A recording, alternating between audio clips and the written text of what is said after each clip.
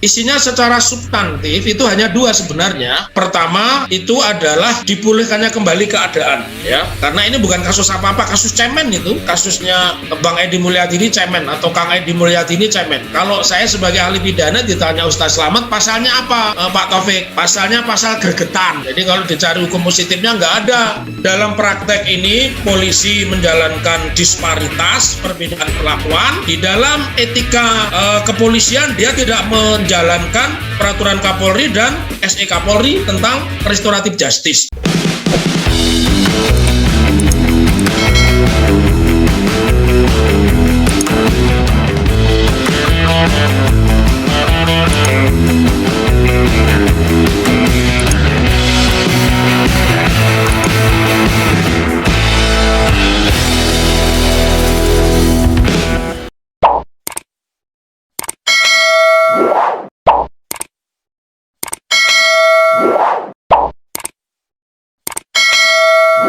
Pertama saya ingin komentari dulu kasus yang ditimpakan, bukan menimpa ya, ditimpakan. Kalau menimpa itu kita berbuat, kita salah.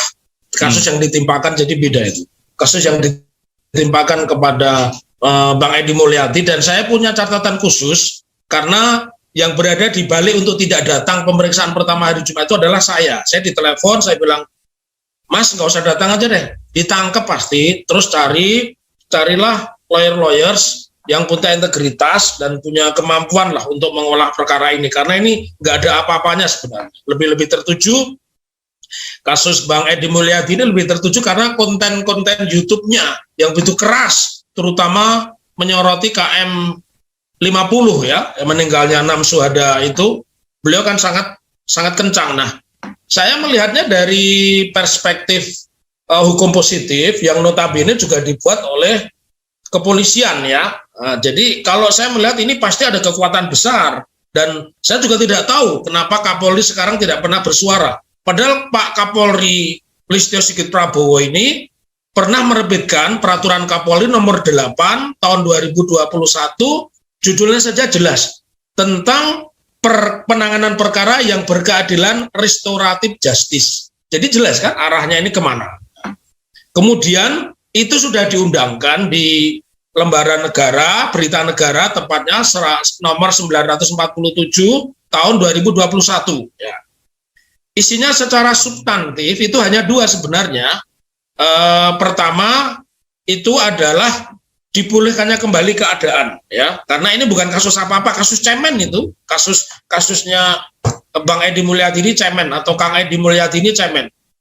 Kemudian yang kedua, SE Kapolri ini menghindari yang disebut model pemidanaan. Jadi namanya restorasi itu dipulihkan keadaan, terus tidak perlu ada pemidanaan. Lalu ini ditindaklanjuti lagi setelah peraturan Kapolri muncul peraturan pelaksana. Kalau undang-undang di situ kan peraturan pemerintah. Ya, di situ muncullah Surat Edaran Kapolri nomor 2 garing 2 Romawi 2021 tertanggal 19 Februari 2021. Nah, sampai di sini saya potong sebentar. Di sini sebenarnya ada semangat di awal-awal Listio Sigit Prabowo, Jenderal Listio Sigit Prabowo untuk memperbaiki kepolisian, karena dia bilang tolong laporkan ke saya ada polisi jelek gitu. Kan nggak ada lagi sekarang orang-orang ditangkap karena melaporkan polisi jelek. Tetapi terhadap perkara ini nampaknya beliau tidak berwenang. Ada artinya ada ketuatan lainnya. Kemudian kalau kita lihat harusnya, kalau memang polisi ini sebuah institusi, ada Kapolri, ada kemudian direktur, ada Kabar Reskrim, Kabak Intel, kemudian turun di bawahnya Kapolda, Direktur Intel, Direktur Kriminal Umum khusus, dan satu lagi yang kaitannya dengan ITE ya. Maka sebenarnya polisi di bawahnya itu tidak boleh melewati, karena selain polisi di kejaksaan itu ada yang namanya RJ, restoratif justice. Jadi terhadap perkara tertentu itu jaksa diwenangkan mendamaikan kedua belah pihak, ya. Kemudian putusannya itu nanti didaftarkan ke Kejaksaan Agung, terbitlah kemudian putusan restoratif justice, itu ada dan itu bisa. Nah, oleh karena itu saya tidak menghormati dua hal. Satu, tidak menghormati Perkap Kapolri nomor 8 2021. Yang kedua, dia tidak menghormati SE Kapolri 22 Romawi 2021 yang diberlakukan mulai 19 Februari. Ya, karena itu sebenarnya kalau memang pendekatannya adalah keadilan restoratif justice, mestinya dipertemukan. Artinya yang punya legal standing. Jadi orang Kalimantan siapa sih yang sebenarnya tersinggung? Kalau menurut saya dan mungkin Pak Ustaz Slamet dan semua pembicara di sini, yang namanya jin buang anak itu sudah muncul istilah sejak saya SD, ya. Artinya itu menyebut satu tempat yang dulu bahasa Jawanya ini, saya orang Jawa, gong lewang lewong gitu ya. Gong lewang lewong itu tanah tidak bertuan, kemudian berkembang menjadi bagus. Kalimat itu juga diucapkan pula oleh almarhum Ciputra ketika diberikan tugas untuk mengelola yang sekarang kita menyebutnya Ancol dan sebagainya itu dulu kan tempat-tempat yang orang tidak bisa persepsikan kedepannya jadi apa, tapi justru sekarang daerah pantai itu kan menjadi daerah elit, daerah mahal dan seterusnya. Dulu orang bertempat tinggal di situ nggak mau kan begitu ya. Nah, termasuk daerah-daerah Simprok misalnya, itu kan jin buang anak itu. Nah, tetapi karena ada punya kepentingan besar, kepentingan besarnya adalah Edi Mulyadi ini seorang yang vokal dan dia kontennya adalah selalu oposisi. Karena itu dicari-cari pasal. Kalau saya sebagai ahli pidana ditanya Ustaz Slamet, pasalnya apa, Pak Taufik? Pasalnya pasal gergetan, ya, pasal gergetan. Jadi kalau dicari hukum positifnya nggak ada, tidak ada unsur pidananya. Lebih-lebih yang membuat pernyataan itu ternyata pengurus dari salah satu partai politik kan itu yang membabi buta suruh datang dan seterusnya itu ternyata bukan perwakilan masyarakat mereka gitu loh.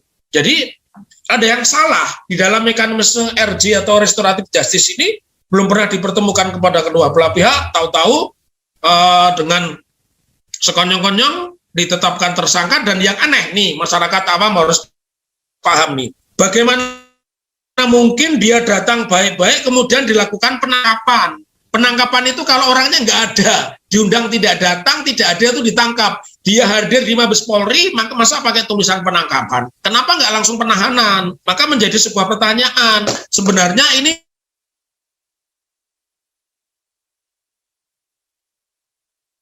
penangkapan itu hanya mungkin kalau yang bersangkutan itu tidak ditemukan, maka diperintahkan melakukan penangkapan. Jadi istilah penangkapan itu dua hal yang penangkapan itu orangnya tidak serta-merta, tidak sukarela mendatangi kepolisian. Ini yang harus diluruskan ya, Ustadz Slamet dan Pak Taufik. Ya. Pak Taufik mohon bisa menyela Pak. Kalau melihat model kronologisnya kan begitu ada ucapan yang disampaikan oleh Bang Edi Mulyadi itu, tetapi sebetulnya itu kerangkanya dalam upaya untuk memberikan kritik terhadap kebijakan IKN, lalu respon dalam bentuk semacam demo-demo untuk melakukan semacam penekanan terhadap Edi Mulyadi sehingga sedemikian rupa mendorong proses katakanlah penyidikan dan penyelidikan itu berlangsung. Itu kan terjadi. Seperti apa Pak Muhammad Taufik melihat konstruksi kasus hukum seperti ini Pak? Ya, kalau saya bilang ini framing dulu ya. Jadi dimuncul ini persis seperti menangani dalam tanda petik tuduhan teroris. Ketika seseorang sudah distigma sebagai teroris, maka dibuat rumusan. Di daerah itu ada penolakan, ada spanduk, tidak boleh dimakamkan di sini, tidak menerima teroris, makam di sini dan seterusnya. Jadi kalau saya melihat ini framing dulu. Jadi sudah dimunculkan framing dan begitu difasilitasi dan celakanya. Media massa tidak ada yang cover both side. Harusnya media massa juga membuat keseimbangan sebuah pemberitaan karena etika jurnalistik itu ketika memberitakan sesuatu itu harus berimbang. Nah, ini sama kasusnya dengan Gus Nur ya. Jadi tiba-tiba dilakukan penjemputan, tiba-tiba diperintahkan untuk datang dan 3 hari, nih bayangkan nih, 3 hari dari penyelidikan menjadi penyidikan. Padahal kita punya buzzer istana, namanya Ade Armando, dilaporkan 2017 sudah tersangka.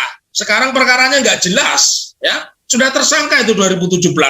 Jadi ini forum yang sangat bagus buat kita untuk mengungkap. Nah, artinya kembali kepada pertanyaan bahwa ini memang sengaja di framing. Jadi sasaran antara persoalan Bang Edi Mulyadi mengatakan celah momentum yang dicari oleh polisi. Tapi yang penting lagi ada kekuatan besar yang menekan ke polisi, dan sampai sekarang Kapolri tidak pernah ada suaranya. Itu justru yang saya herankan. Barangkali itu, Ustaz Slamet, ya. Padahal sebetulnya komitmen Kapolri untuk bisa restoratif justice itu bisa dilakukan, ya. Tetapi itu kemudian tidak terjadi. Seperti apa sebetulnya kalau begitu komitmen yang disampaikan oleh Kapolri dengan kenyataan yang ada di lapangan, Pak? Saya luruskan dulu, Ustaz Slamet. Ini bukan komitmen, ini peraturan, ya. Seperti peraturan nomor 19 2016 tentang manajemen penanganan perkara. Beliau ini kan visioner dan dia selalu mengatakan masyarakat itu jijik. Yang ngomong begitu itu ya Pak Jenderal Listio Sigit Prabowo loh. Yang ngomong bukan orang lain. Nah, artinya sebenarnya beliau ini memberikan ruang. Persoalannya saya meyakini ada kekuatan-kekuatan lain, karena harus dipahamkan di kepolisian ini kan ada 3 kelompok, ya. Kelompoknya Tito, ya, kemudian kelompoknya Kapolri yang sekarang, dan kelompoknya Kapolri sebelumnya. Jadi ini kan kebetulan sekarang lagi geng Solo ini, geng Solo semua ini yang pegang jabatan-jabatan penting, bukan hanya di kepolisian, ya, di Sapi aja, di Otoritas Jasa Keuangan, Gubernur BI itu orang Solo, ya, Gubernur BI orang Solo, dan di beberapa tempat lain orang Solo. Kembali kepada pertanyaan, kalau mekanisme ini tidak ditempuh secara ketatanegaraan, ini namanya insubordinasi. Bahasanya itu pembangkangan.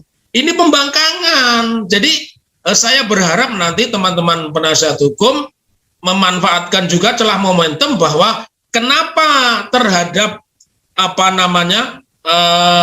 Bang Edi Mulyadi diberlakukan proses pemidanaan, sementara Arteria Dahlan tidak. Bahkan Arteria Dahlan dibela bisa-bisan bahwa itu dalam rangka menjalankan tugas. Nggak ada tugas mencaci maki orang, tugas memecah belah, itu nggak ada di dalam tugas kedewanan. Tugas kedewanan itu ada imuniti, Pak, ada imuniti begitu, persebaran hukum. Ya, bukan begitu, Ustaz Slamet. Imunitasnya itu 3 hal. Imunitas ketika dia sedang menjalankan tugas legal drafting, menyusun undang-undang. Imunitas kedua ketika dia sedang melakukan fungsi budgeting, menyusun anggaran. Dan yang ketiga ketika dia melakukan fungsi controlling. Di antara ketiga itu yang dilakukan Arteria di mana? Jadi jangan tiba-tiba comot. Pak dulu undang-undang khusus DPR, dan mereka juga diikat adanya namanya etika. Kalau seperti itu diperbolehkan, saya pikir rusak. Berani nggak, pertanyaan saya? Berani nggak Arteria Dahlan mengatakan bahwa pejabat ini nggak cocok, dicopot aja? Ya, selain kepada itu tadi bahasa Sunda, misalkan pejabat Polri ini nggak cocok, berani nggak? Saya lebih melihat Arteria ini dilindungi oleh kekuatan besar, karena bukan hanya sekali ini, bukan hanya sekali dia rese di banyak tempat di bandara, dia juga rese sama anak muda, dan akhirnya ada tentara berpangkat kolonel minta maaf, sesuatu yang sulit dipercaya begitu. Jadi dalam praktek ini polisi menjalankan disparitas, perbedaan perlakuan. Di dalam etika kepolisian dia tidak menjalankan peraturan Kapolri dan SE Kapolri tentang restoratif justice. Jadi ada kelompok lain ini pasti yang bagaimana bisa mendelegitimasi kemenangan Kapolri yang menganjurkan untuk damai dulu. Karena kalau Arteria bisa damai, kenapa Bang Edi Mulyadi nggak bisa damai, langsung dikenakan bahkan penangkapan, orang dia datang kok dikenakan penangkapan.